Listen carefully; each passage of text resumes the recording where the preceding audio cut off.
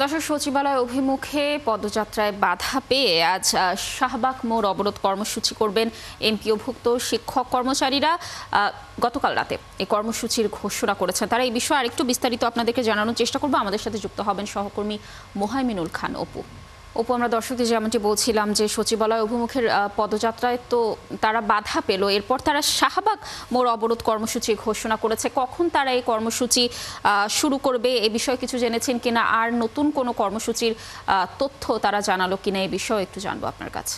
দুপুর 12টায় তারা যে পূর্ব নির্ধারিত কর্মসূচি দিয়েছেন যে আজকে যদি দুপুর 12টার ভিতরে সরকার থেকে কোনো ধরনের আশ্বাস বা প্রজ্ঞাপন না পান, সেক্ষেত্রে তারা আজকে দুপুর 12টায় শাহবাগ মোড়ে অবস্থান করবেন এবং সেখানেই কিন্তু তারা তাদের যে আন্দোলন সেটি চালিয়ে নেবেন। সকাল থেকে আমরা শহীদ মিনারে রয়েছি, দেখতেই পাচ্ছেন যে আজকে কিন্তু ঢাকার বাইরে থেকে এমপিভুক্ত অন্যান্য যে সকল শিক্ষকরা রয়েছেন তারাও কিন্তু এসে এই শহীদ মিনারে কিন্তু তারা তাদের যে আন্দোলন, শান্তিপূর্ণ আন্দোলন, সেটি কিন্তু তারা অব্যাহত রেখেছেন। পাশাপাশি গতকাল রাতেও কিন্তু তারা এখানে অবস্থান করেছিলেন।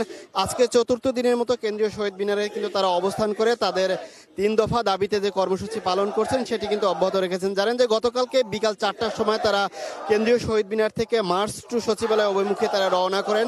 সরকার যেহেতু তাদের দাবি দাওয়াগুলো মেনে নেননি, সেক্ষেত্রে কিন্তু তারা এই লং মার্চ করেছিলেন এবং হাইকোর্ট মাজার গেট সংলগ্ন কিন্তু তাদেরকে আটকে দেওয়া হয়েছিল এবং পরবর্তীতে রাত পর্যন্ত তারা কিন্তু সেখানে অবস্থান করেছিলেন। পরবর্তীতে তারা শহীদ মিনারে এসে অবস্থান করেন এবং অনেকেই কিন্তু সকাল থেকে শুধু যারা এখানে অবস্থান করছিলেন তারাও আছেন এবং ঢাকার বাইরে থেকেও অন্যান্য শিক্ষক যারা রয়েছেন তারাও এখানে এসে উপস্থিত হয়েছেন। ধারণা করা যাচ্ছে যে বেলা বাড়ার সঙ্গে সঙ্গে এই শিক্ষকদের যে উপস্থিতি সেটি কিন্তু আরও বৃদ্ধি পাবে। আমরা কয়েকজন শিক্ষকের সাথে কথা বলে জানতে চাইবো যে আজকে চতুর্থ দিনের মতো কর্মসূচি পালন করছেন, 12টার ভিতরে না মানলে আপনারা শাহবাগ অবরোধ করার কথা বলেছেন।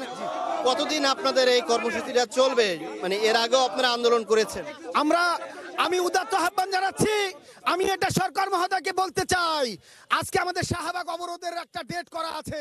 আমরা যদি 12টার মধ্যে আমরা প্রজ্ঞাপন না নিতে পারি তাহলে আমাদের এই প্রোগ্রাম কন্টিনিউ চলবে। আমরা ততদিন চালাবো যতদিন পর্যন্ত আমরা প্রজ্ঞাপন পাবো। অপু, ধন্যবাদ আমাদের সাথে যুক্ত থাকার জন্য। দর্শক, যেমনটি বলছিলাম যে আজ শাহবাগ মোড় অবরোধ কর্মসূচির কথা জানিয়েছিলেন এমপিওভুক্ত শিক্ষক কর্মচারীরা এবং তারা যেমনটি বলছে যে 12টার মধ্যে যদি তাদের দাবি মেনে নেওয়া না হয় তাহলে তারা এই কর্মসূচি করবেন শাহবাগ অবরোধ মোড়ে।